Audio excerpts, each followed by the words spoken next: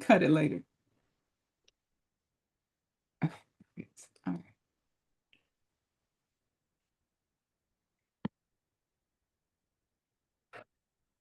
Hello.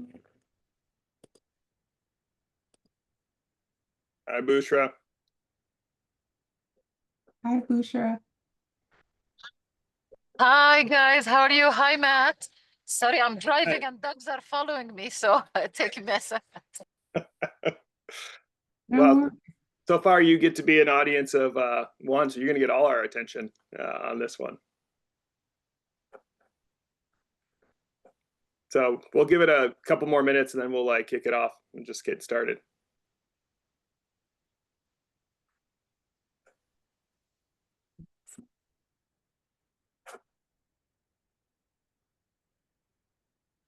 So Amanda, Bushra's calling in from Ramallah. I'm assuming she's at home.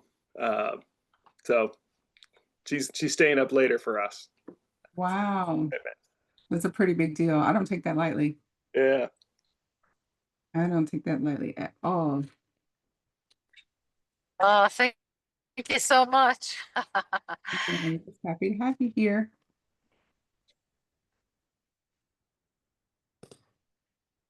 Okay. Well, we're gonna kick into it. Bushra, there will be places in here for interaction. It's not just pure lecture. But what we're getting into this month's Friday framework is the EpiC management model that I created around how do we understand management. And Bushra, we've had some good conversations about this, so I'm excited to kind of get your thoughts.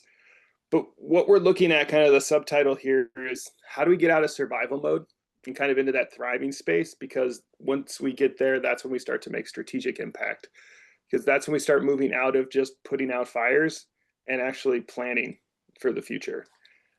So this being about management, we kind of have an intro question that we're going to look at as a quick self-assessment of where we all sit with management.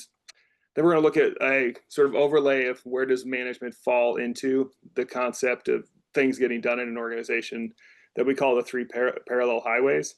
We'll get into the framework, a little bit of a deep dive, at least on the first half of it. We'll have some conversation around the 4 C's, which is a concept we use to help people step out of that surviving area so they can get into that strategic impact. And then we'll just have some open discussion, we'll have some next steps. And as always with the Friday frameworks, we do have a takeaway to help you go a little bit deeper with this in your own personal context. So to get us started, a self-assessment, and you can choose more than one if you so desire, but which best describes your current management experience? A, overwhelmed by competing priorities. B, unclear what good management looks like. C, figuring it out mostly alone. Or D, have systems that work well. If you want to jump on the mic or share it in the chat, either will work. We'll just take a couple minutes, let people ruminate. Yes.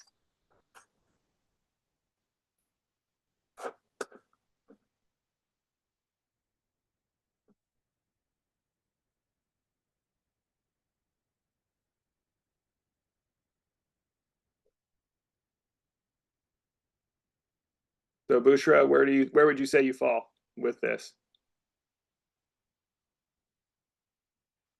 Sorry, 1 second. Sure. So it will be more about unclear what good management could be. Yeah. I would say that I've been in all of these at one point or another. Trending towards more D, have systems that work well, but they're always systems that we need to keep looking at. And I'd say A is the one that creeps up the most for me. That's kind of the hardest for me personally, is even spending all the time that I have writing about, thinking about, talking about this. It still can be really hard at times when there's just a lot of stuff happening. How do you prioritize? So that's for me is kind of my struggle. Curious, Amanda, kind of where are you at with it? Yeah, I would say that I've definitely had experience in all of these. Especially starting early out, unclear what good management looked like, because what I thought was management was actually leadership. And so that was a really interesting like learning curve. So I was a great leader, but I wasn't really fully aware of what it meant to be like a good manager. Mm, yeah, that's, I would say, of the conversations I have with people in this space, the work that I do, that right there, like, becomes the crux of management and leadership. How do we differentiate these two? And then a manager and a leader, like as roles, how do we understand what they're up to? We kind of tend to get a good sense of what contribution an individual contributor looks like. And when we flip out of that, we sort of just flip out. Like, it's everything is on the table and we don't know how to pull it apart. And so what's management? What's leadership? How does this all work together alongside of the contribution? And that's what we're going to kind of get into to get us started. So, all right. Foundations for us, kind of how we have come to understand this, and we talk about that management, leadership, manager, leader, is really looking at what we call three parallel highways. And so what we're looking at here is the strategic highway, that layer, that is all about creating the vision. You can think of that as like working on the future. It's like, where are we going to go next? So their kind of head is up and out. They're trying to get to that 30,000 foot view to see where are we going. And as an accountability, that tends to be the space where a leader brings value to the organization. They're helping to work on the future, set that vision, help build that strategy. So that strategic layer is where the leader will reside. The tactical layer, kind of right underneath that or alongside it, it's all about optimizing. It's about saying, okay, what are we doing and how can we do it better? How can we do it more efficiently? How can we make sure that we're utilizing our energy to the best of our abilities to accomplish our goals, to hit our metrics, all of those pieces. And so they're kind of looking down and in. So they're looking at the organization. You could think of them as working on the business. Their role is to make sure that what we are doing as best as we possibly can, while taking into account all of those pieces, not just systems, but the people, and making sure that we're being human-centric in this, because the most valuable asset any organization has is its people. And so making sure we're focusing on that. And so that is where the manager starts to bring the value. And that's a small kind of space to delineate between a leader and a manager. But the manager's looking down and in, whereas the leader is looking out and up, working on the future, while the manager is working on the business. And the other space of value is the actual value creation. This is the only layer of an organization that actually creates value for the organization, because they're working in the business. That's the individual contributor role. Now, that's not to say that because you have a manager title or a leader title that you can't be involved in value creation. It's just not your accountability. And if it's a majority of your work, then you're abdicating some of what is your accountability, either to help optimize or vision for the future, to set that strategy or to take over that tactical work. And so how we like to kind of understand this is, it's not a ladder. There is no ladder. It isn't a, you step up to the next, like you're a senior of whatever it is you do, and then you become a manager because you've moved to the next rung. When you've done that, you've actually shifted lanes. You've shifted your accountabilities, where you should be putting your focus. And it's no longer just on creating the value, but it's on optimizing the way we go about the value creation. So 3 parallel highways. And as you both know, anytime you just want to have a thought pop in your head or a question, clarity, just bring it up and we'll pause and go a little bit deeper. How that kind of shows up as to the focus, that accountability for the leader, they're there to make sure that the organization has the scaffolding, that structure, so that they can carry out the work in the current state and be ready for the future state. So they're looking at both, do we have what we need here? Okay, we've got everything that the manager can now utilize to optimize, but what else do we need in the future? Do we need a different set of roles? Do we need a different set of processes or procedures or potential tools to help us be better in the future? We're going to go find out where those are. Are there different clients, different utilizations of the tools and the valuable pieces that we have, are either services or our products? Are there different markets? What is going on? They're always looking up and out to make sure that we're currently capable and future focused as we move into the next phase of where we're going to be going. The manager their focus is on making sure that the team has all of those pieces that the leader has made sure is available, that they can use those to be optimized, to be more efficient in what they're doing, and to be able to measure how are we doing. Because one of the things that's really a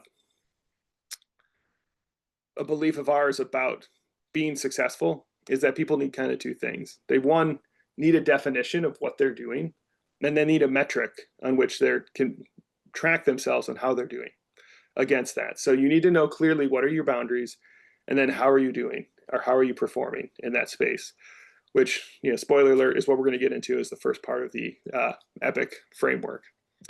Then the last piece here, the individual contributor, their focus is on making sure they're clear on the scope of their role and what are their responsibilities. That is, where do they take action?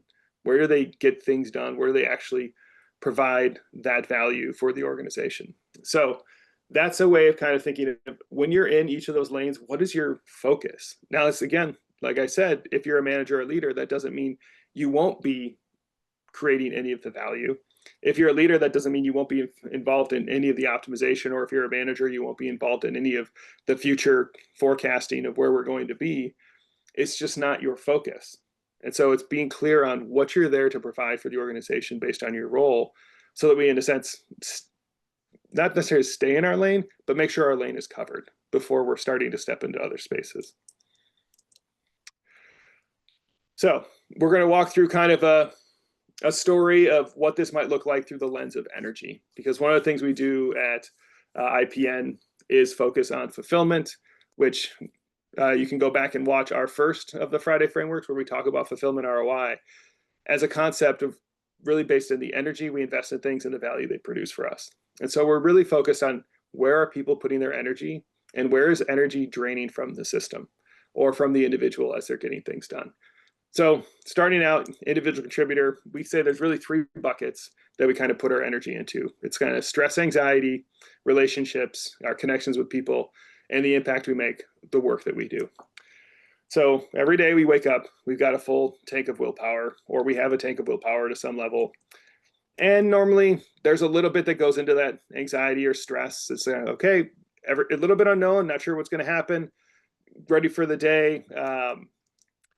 And when you're an individual contributor, the majority, as we said, is the value creation. It's making that impact. We put our energy into our work.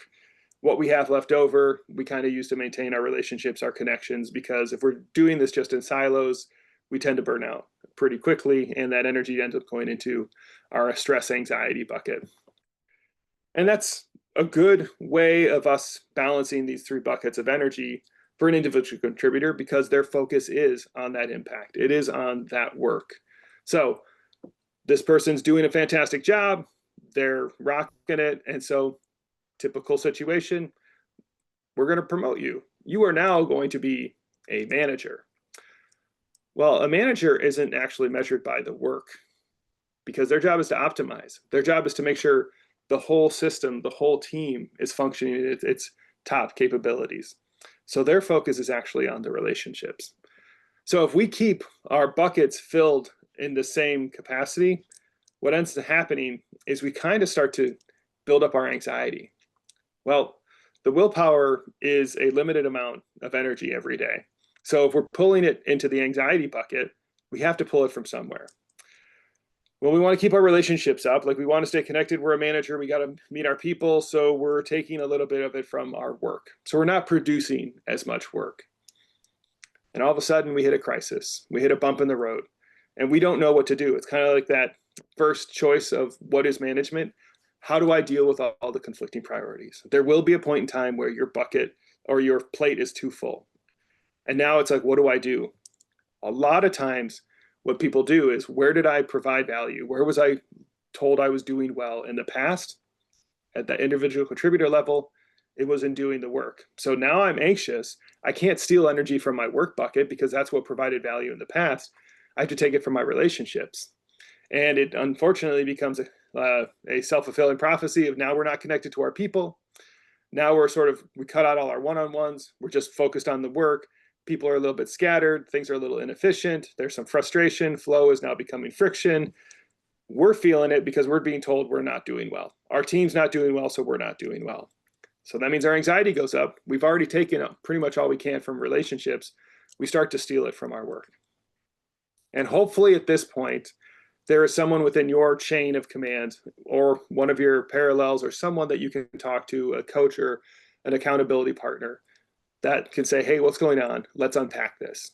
And you see all this stress turning into anxiety, and it's starting to impact not just only your work, but your relationships. And you feel like you're struggling, possibly even using the F word, you're failing. Where do I go from here? And we unpack and say, hey, you've just been measuring by the wrong stick. It's not really about your work anymore. It's about all of our work. It's about everything that we're doing together as a group. And so a little bit calmer, because like, okay, at least I have a plan in front of me, and I know I got to put some energy into the relationships. And so we work and work and work, and we end up in a situation like this, where we've reduced our anxiety, and it's not overnight, but by putting in the time and building the relationships with the people, really focusing on those one-on-ones, which are a huge part of a manager's touch point and value proposition to the organization. We build those relationships. We're still putting some energy into work, but we recognize that our focus isn't to carry on doing more and more of the work. It's figuring out how to delegate. It's figuring out how to help other people gain the skills to accomplish the tasks to move us forward. And now we are in the value proposition, the focus of the manager to optimize, which we need to do through other people. So we need to make sure we're giving them clarity on who they are and what they're there to do and how they're doing against those metrics and setting those goals so that we can help them move forward and optimize for the organization. So just a quick walkthrough of a typical situation of how energy shifts when people move from individual contributor to manager without anybody giving them insights as to, hey, by the way, you are in a totally different lane where the metrics are different and the expectation and focus has shifted. Ideally, you want to get to this point. So you've shifted from work being the main focus to the relationships so you can help other people delegate and get the work done. So why management matters? Managers sort of overlay that they optimize optimization. They're there to say, okay, we've made this efficient. Let's do continuous improvement. Let's continue to do this. Let's look at what we can do next. How can we continue to keep that focus? And that's what it means to focus on the business, is you're always looking at how can we do this a little differently, a little bit better. And that big difference is when you're doing contribution, you're a value add for the organization. When you're in management, you're a value multiplier because you're not just doing the work, you're helping other people do the work more efficiently. So if you have 4 people on your team and you help them all do 10% better and then 10% better the next quarter, that compounds, that starts to multiply. So that's where your focus is on how do you do that?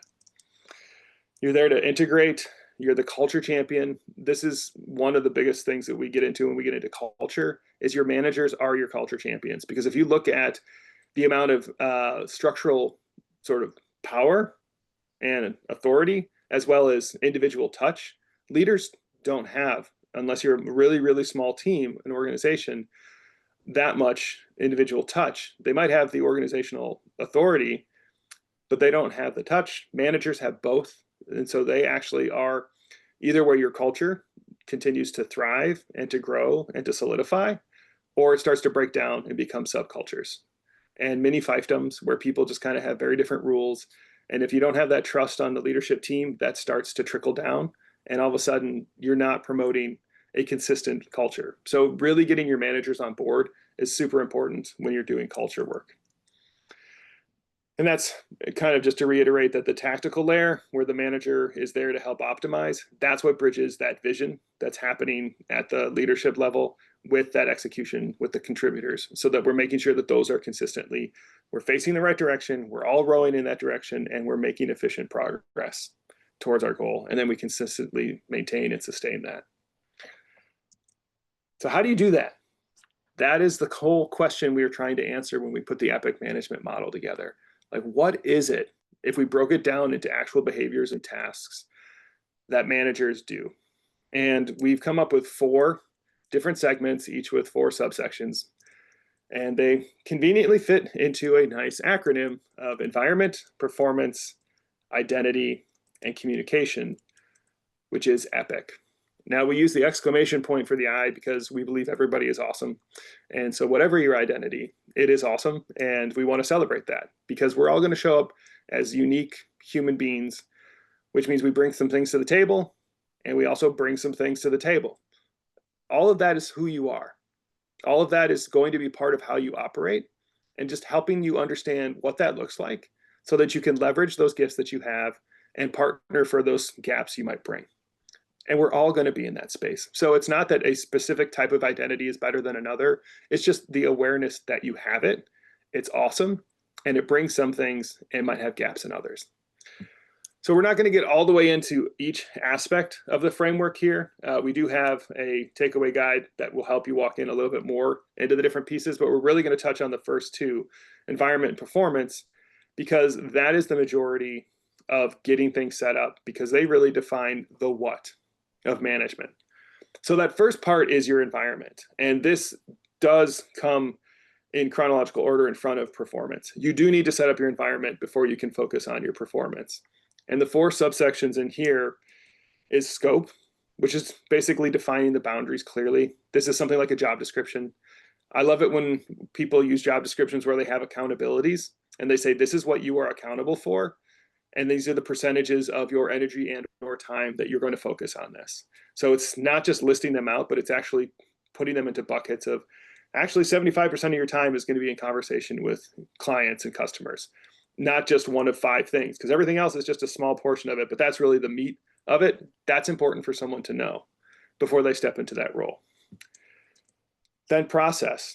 How do we do things that we consistently want to see results on? And we all have processes. Every organization, if you have any expectations for an outcome at all, you have something that is a process. The question is just, is that ad hoc? Or is it intentional? Is it implicit or is it explicit? Which is to say, does the person who does it have it in their head and they're the only one who knows how to do it and they can't quite explain it to anyone else? So when they go on vacation, they technically never go on vacation because they always have to be available to speak to what's going on. I call those golden handcuffs. They sound like job security, but what they actually do is hold someone in a role that may not necessarily be big enough for them, where what they end up having to do is potentially just break the handcuffs and they leave the organization instead of moving into another role, continuing to provide value. And any business where the person's like, well, if I write down what I do, they'll fire me tomorrow. Either you have a very terrible personality and that's something you should be addressing, or that's a very unsafe culture. And that has nothing to do with process. That's a very different conversation. Psychological safety should be present. And in spaces like that, that shouldn't even be a question.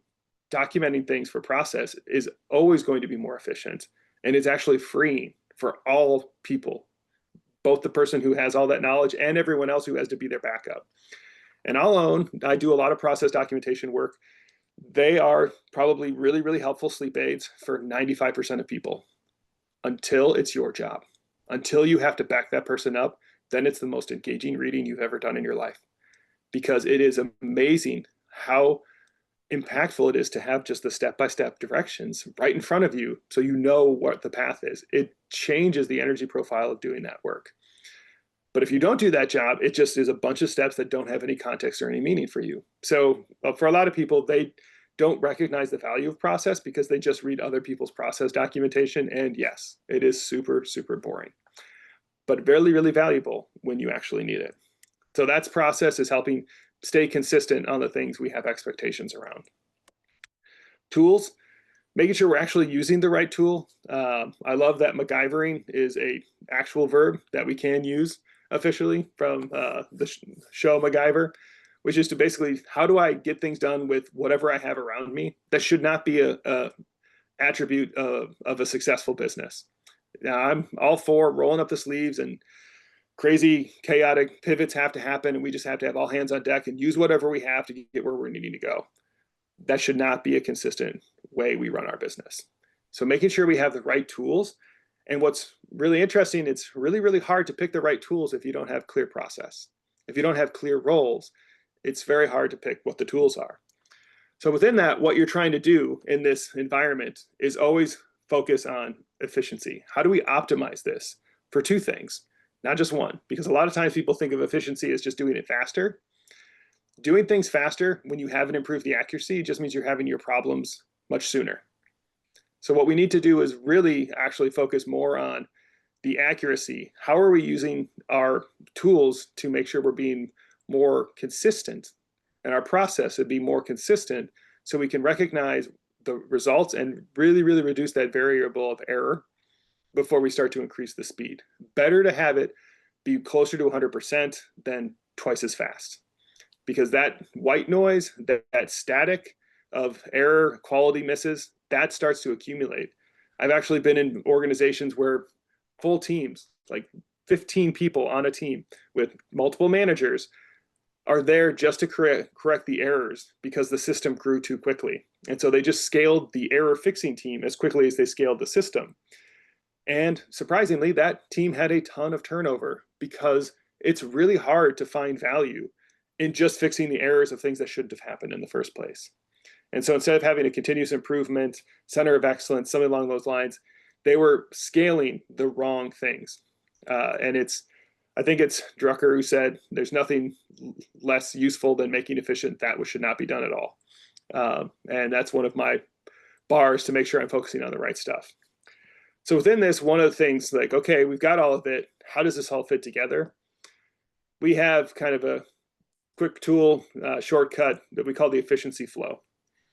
And it's that tools enhance process and then process enhances scope. A lot of times people see the shiny buzz toy new thing out there and they're like, that's going to solve all our problems. It's a tool. That tool will not work well unless you have a clear process for it to enhance. And if that process is not actually enhancing the scope, the tool is just going to make people more frustrated because it's not going to be clear how you utilize that tool for your benefit.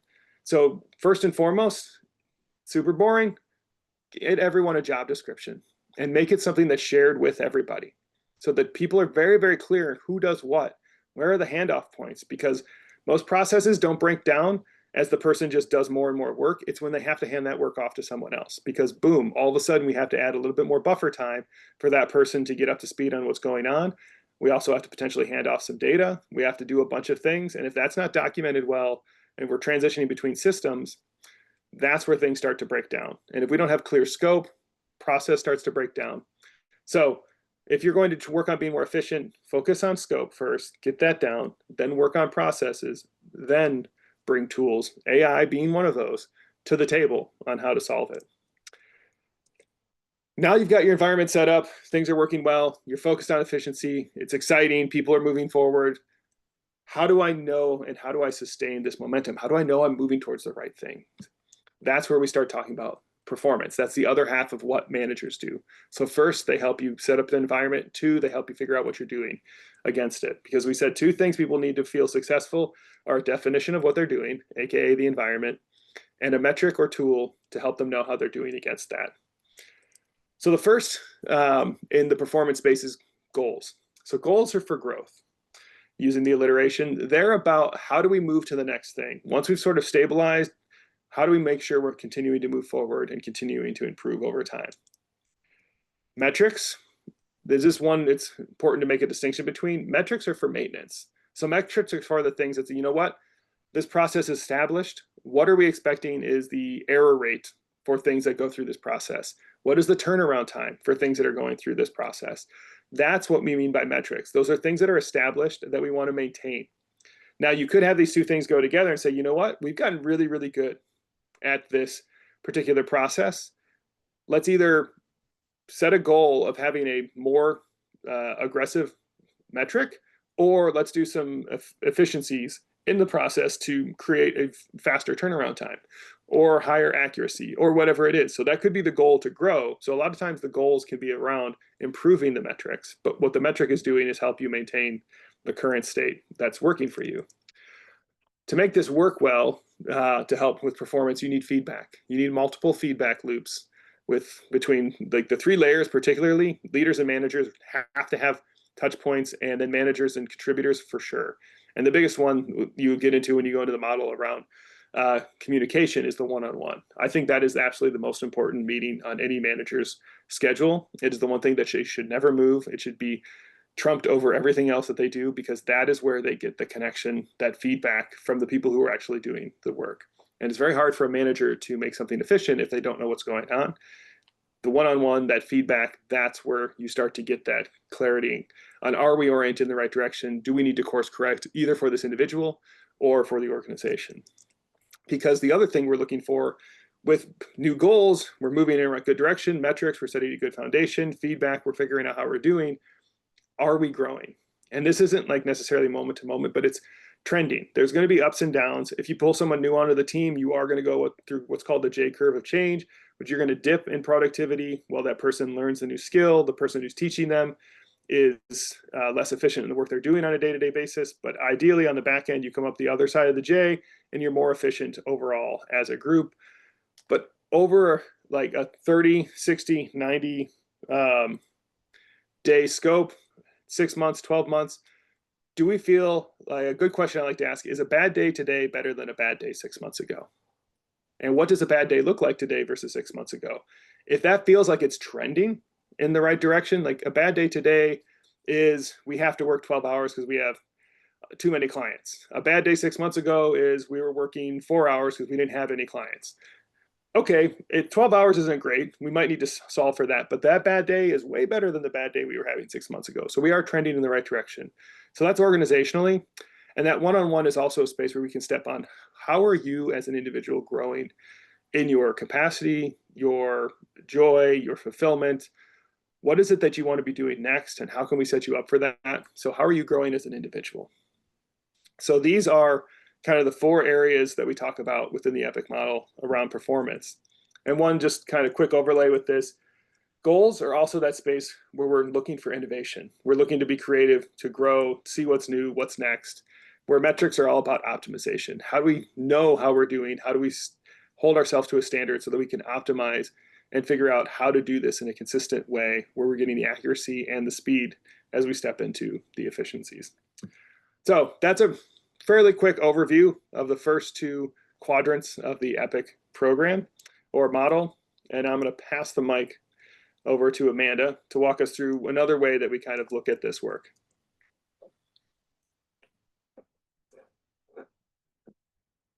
I just realized I was muting myself. I usually always do that because I'm like, there's going to be a noise that happens in the background when I'm not on mute. Okay, so thanks so much, Matt, for covering that. I remember the first time, even like getting a copy of your book and then hearing you talk about this, and I was like, oh my goodness, we know, to some extent, we know some of these things, but you put it together in a framework that allows us to actually look at each particular segment, and it makes it more digestible, right? Now we know what to do versus like shooting a dart in a dark room and trying to figure out what's going to stick. And so to further that, the 4 C's, which I actually learned about 4 C's before EpiC Management, via your LinkedIn article that you had, but this is so true. And I would talk about this a lot. But again, you just have a great mind for putting things into a nice framework that we can use. So as you mentioned earlier, those 4 C's really help us to like reduce that energy drain. Okay, so like we're stepping out of this place of survival and moving into strategic impact. Because I'll say no one's ever made the best decision in a place of survival, ever. And if you come across a person, please let me know. Introduce me. They must be a unicorn, because we just don't work that way. The way our brain works, right, is when we're in survival, we are completely operating from a space that is not our intentional thinking brain. Okay, our intentional thinking brain is here. Amygdala is activated. It says there's an emergency, there's things you have to get done. And it's just pulling from spaces that don't allow us to move in intention. And so the 4 C's kind of really help us to reduce some of that anxiety so we can stop feeling like there's a tiger in the room and making emergent decisions instead of stop making emergent decisions and start making strategic and thoughtful decisions. And so this also helps us increase that effectiveness. So the first one of those is care. Matt, you actually put this in your LinkedIn article, but also it was one that I referenced a lot before, and I was like, oh, I feel this quote so much. It's that people won't care how much you know until they know how much you care. And more times than not, you know, we can unintentionally end up showing up in a transactional way. But when we're showing up that way, how do people know that they can trust us, right? Because trust is really developed in the space of caring, right? Does this person care about me? Do they have my best interest at heart? Is this more about me or is this about metrics? And so we limit ourselves and how impactful we can be with others unless they know how much that we care. And so when we're building that trust through care, it allows us to show up in a way that's more about presence and less about performance. Because when I know you care, I can be present, I can be vulnerable, I can ask you about the things that I don't understand or I don't know. I can be vulnerable about where I am in life right now so that you can help me to figure out or navigate what it is that I need to do or what maybe problem solve with me about what needs to shift so that I can get the things done that I need to.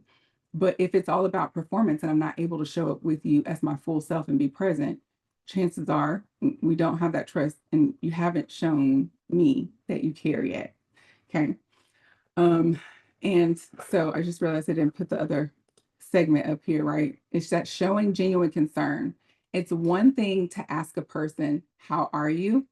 Right? But I'll tell people that the most impactful thing you can do is that when someone asks you, when you ask someone, how are you? And they respond, usually with the pleasantries, because that's what we're accustomed to doing. We say, oh, I'm good. And you, and we keep it very surface level. But one of the most impactful things you could do is pause for the real answer and say, no, really, how are you?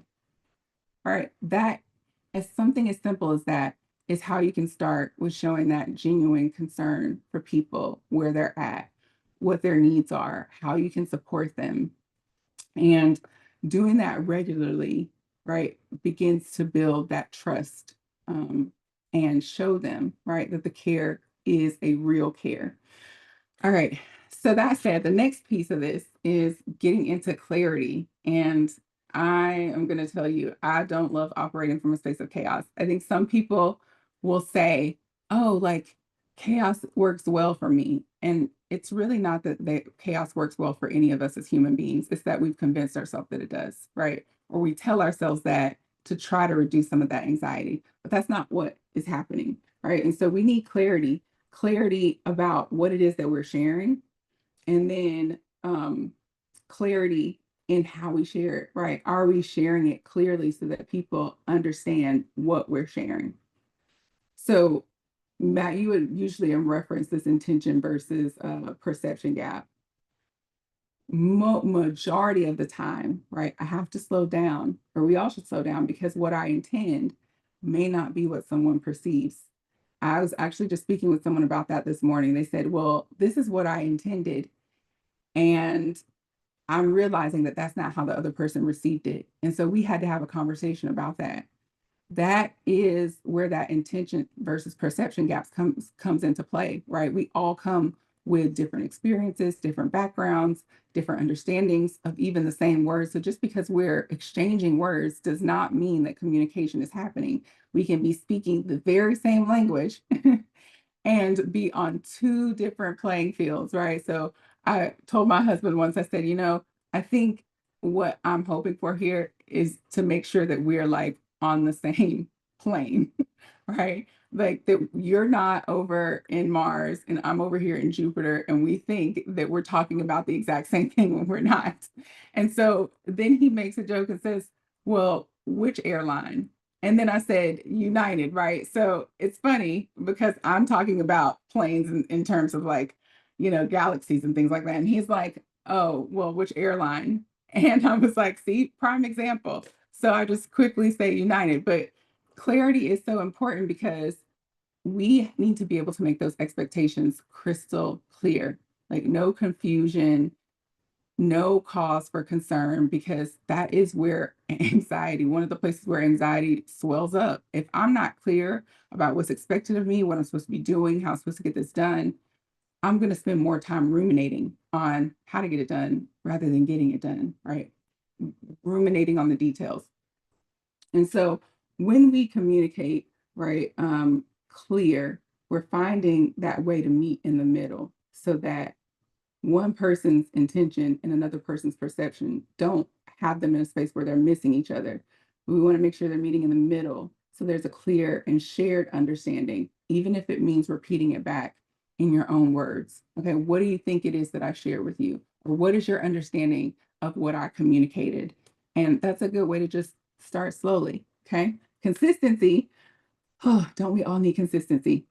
Processes, policies. Okay, what we see even regularly on the news now is that things are changing constantly, right? There's no consistency in government policy, in company policies, in the process for how we do things. And what does that do? Create anxiety and chaos. And so when we're in that state, right, we can see it in the state of the world. So many people get frantic and we're trying to figure out what if, what happens if this comes around. We're planning for the worst case scenario 100% of the time. And again, that does not put us in a space where we're able to make thoughtful and intentional decisions. And so when we have clear processes, when we have clear policies, and you actually mentioned this earlier, Matt, this gives people more freedom, right? Because now I'm not trying to jump into this large pool of information and figure out how I can like prevent any possible scenario from happening. The amount of energy it takes to even do that. And chances are, when we come around that corner that we're terrified of, none of what we worked out is actually how it plays out. So now you wasted a whole bunch of energy trying to plan for something that you didn't have to. And you didn't have to, or you don't have to, when there are appropriate processes and policies and channels that people can go to regularly and consistently to make sure that they know where they're headed. And then um, it's just that reliability. I know if I check the policies or I know if I look at this process, right? No company has ever really been successful scaling and surviving and having a great culture unless they had reliable processes and policies in place. What happens when this occurs? Yes, there are going to be those one-off situations, but overall, majority of the time, there's something in place, and this is generally what happens. And so now I find comfort now in knowing what comes next, who I can talk to, what place I can look for a policy, what place I can look to know what process needs to happen. And then that also puts them in a space that when there's something that's not in place, they probably not feel empowered to say, hey, I noticed there wasn't something in place for this. Can we have something? Can I help build something to make sure that we have consistency and we have some reliable patterns here? And then finally, communication, which ties everything together. As I said earlier, just because we're sharing, exchanging words, and we're speaking the same language does not mean that communication is happening. But more importantly, are we sharing the things that we need to share? Is there regular, open flow of information? Because how many times and I can't think of maybe one person who hasn't experienced this. You've been in a company where one person or two people knew about something and it had something to do with, with what you were working on. You could have used that information. It would have helped you to know that information, but you don't find out until later after you turned everything in. Oh, well, you didn't know? No, because no one communicated, right? So sharing that information consistently and regularly so that people are hearing it, repetition is key. But as long as you're being consistent and clear and showing that you care, right, the message they receive every single time from you as you repeat it is one that is going to start to stick. Okay. There's very few times where we hear something once and now it's ingrained. It usually has to be something super significant, like provoking, emotionally engaging. But on a day to day, we learn through repetitive processes, hearing the same thing, experiencing the same thing. That's how we know something is reliable. That's how we know we can trust it. I know pretty much what's going to happen here. And so when we are able to speak the same language truly, Now we take out assumptions. Now we take out the, oh, I got to figure this out. I don't know what's going to be the solution to this. What's coming around the corner? What is it that I need to prepare for?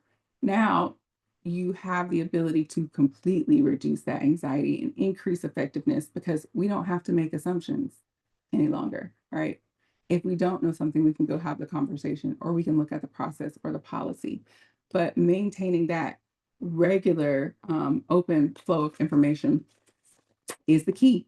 And so, again, the 4 C's lean stand to reduce the energy that it takes for us to get things done. And that leads to us being less anxious, less in a state of constant distress. We have better relationships. There's greater connection. There's more activity that is aligned with actual progress, right? Moving things forward, and then more impact that occurs as a result. So all these 4 things build on each other so that we can continue to move forward in building relationships, making impact, making progress, but also reducing that anxiety and distress that we can sometimes experience. Oh, click too fast. And so of everything today, right? I think Matt and I are always of the mindset that it's so important for us to be able to take action on the things that we learn because that's what makes it sticky. It's one thing to sit in here and say, oh, this is really good information. I know I've done that so many times, but then I didn't know exactly how to make it practical. I didn't know what that next step looked like. And so our goal is to always leave with a next step. What is it that we can do? And so this EpiC quick start guide, which by the way, if you have any questions or thoughts, or you want to chat about it, we're more than welcome to schedule 20 minutes with me or Matt. We love to help people brainstorm through, think through, see how you can make it even more actionable in your specific context. But this is just a place to get you started. So this quick start guide is available. Matt actually just threw it in the chat for us, so you can download it from there. But it'll also be available on the website after we finish today. We'll upload the video on YouTube, and then we'll also add the download to our website on the downloads page to note that it came with this. But take the next step, one small thing, right? And so, yes, we covered a lot. There's a lot that has to happen in EpiC management. You're looking at your environment, the performance, the identity, and lastly, Matt, I'm drawing a blank. Well, first I had to get myself off mute, but communication. Yes. And when we see that there's all these different areas, we can quickly get overwhelmed. It's one small step. We take one small step in one area of EpiC management, and now you're one step closer to creating the culture that you want, right? The culture that you desire. And it's just taking the next step. So curious, any thoughts, any questions, anything that is an aha moment? Well, thank you so much. I feel so fortunate today. Even though at the beginning of the training, I was driving fast and dropping kids off of a birthday party that my daughter dragged me to for her. But I think what I love the 4 C's, Matt, and I think you're right, Amanda. Like Matt is amazing at putting things into framework. I'm like, wow, I wish I could articulate that like the way he articulates things. And sometimes I think, oh wow, in that interview, I wish I said it this way. Because, like, for example, recently I was approached by an organization that was struggling to get their alumni to come together for activities. And so the way they've been doing it is basically simply asking people to join certain activities. And then they then realized the initial step is to get people on board and is to basically, especially in a complex context like Palestine, is to check on people, like how they've been, like to show them that you actually care about the members of your organizations. So as simple as that got people more involved and more engaged. So I think like the 4 C's are really brilliant.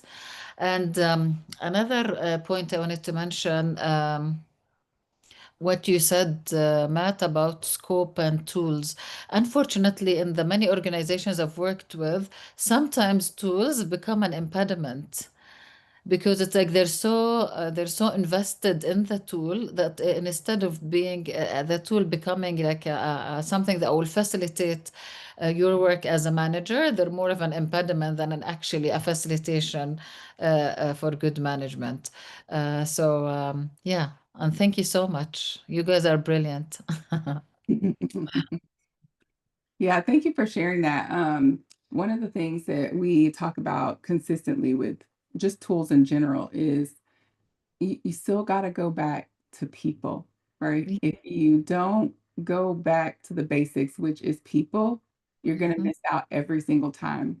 And exactly. so, are your tools and are your processes complementary to the people who are carrying these things out, right? Are we so attached to a tool Mm, that we have that keep this fallacy in our heads that, oh, well, we've invested so much in this tool, and what's going to happen if we don't use it anymore? Well, maybe now is the time to go ahead and cut your losses, right? exactly. Instead of, Mm, going further down the hole. mm. Because it always comes back to the people. But thank you so much for sharing that because I've experienced that in quite a few work environments. Being Thank you. attached. Yeah, and I would say like just that efficiency flow is it's also like you can use it as a questioning um, matrix as well. It's a tell me how this tool helps my process be more efficient. Tell me how this tool helps my role be more efficient through that process. And if they Mhm, can't answer the question, be like, then why are we using this tool? mhm, Then it's, or why are we utilizing the tool in this way? mhm, It's being able to answer the question because if the tool is not providing more value than mhm. not using the tool, then that's it's sort of like why are we investing money where we're getting a negative return? Yeah. If it's financial, it's really easy, but you have to give people the language to have that conversation. And that's, I think, one of the things the efficiency flow does is it allows you at Mm, least a matrix to look at to say, or a framework, if this tool is not making my process more efficient and that is not making my role more efficient, mhm. then what is missing? What am I missing? Like I'll own that maybe I'm just not utilizing it well, or maybe we need to reassess how we use the tool or whether we use the tool at all. Or sometimes managers are evaluated based on the tool, which is Yeah. which well, listening to you guys today, I feel like I wish every organization could listen to this because some organizations are truly hung up on the tool that this is how they hire people based on like one specific tool that they have. Yeah. Well, we'll definitely I'll say we are going to put this on our YouTube channel and we'll share it out. So if there are some people you think of that could use this, please feel free to pass it on. Definitely. We have to start somewhere, right? And so Exactly. and just recognizing how sometimes we're getting in our own way. We always talk about the AAA of change. So there's awareness, acceptance, and action. And you can't change what you're not aware of. You Mhm. can't change it until you take ownership for it. And then that final change comes from actually doing something about it, taking the action. And so we consider the Friday frameworks as part of like the awareness stage. And hopefully, maybe some people get to ownership by the end so that they can take action. Thank you so much, Busher, for your participation and your thoughts. And if you don't mind, we're going to launch a final poll, and I'm going to stop here, stop the recording.